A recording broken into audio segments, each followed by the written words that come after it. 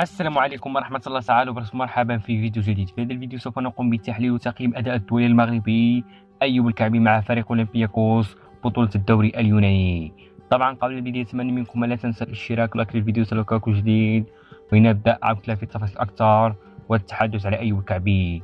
أيوب الكعبي للأمانة يقدم مستويات كبيرة هذا الموسم مع فريق أولمبياكوس في جميع المسابقات التي يشارك فيها. اليوم بطولة الدوري اليوناني أيوب الكعبي شارك كأساسي ولعب 77 دقيقة واستطاع تسجيل ثنائية ليستمر في التألق والإبداع والإمتاع وزيارة شباك الخصوم. تحصل على تقييم 8.1 كثاني أعلى تقييم في فريقه. سدد 4 تسديدات، اثنان منهم كانت مؤثرة وهو الهدف الذي سجلهم. أضاع فرصة واحدة، صنع فرصة واحدة. نسبة التمريرات وصلت إلى 69%، ونسبة التمرير الطويلة وصلت إلى 100%، ولمس الكرة 23 مرة في 77 دقيقة الذي لعبها وسجل هدفين.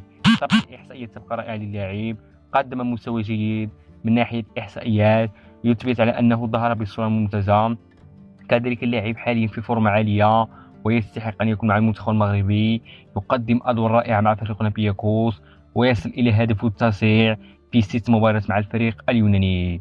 طبعا التألق والإبداع سوف يكون مع المنتخب المغربي لا شك فيه، لأن اللاعب كما قلت في حالة بدنية وكذلك يسجل أهداف باستمرار من مباراة أخرى، يتألق، لهذا يستحق أن يكون. وهذا هو كل مننا. وما هو رأيكم الشخصي حول أيوب الكعبي؟ وشكرا للمتابعة وإلى اللقاء.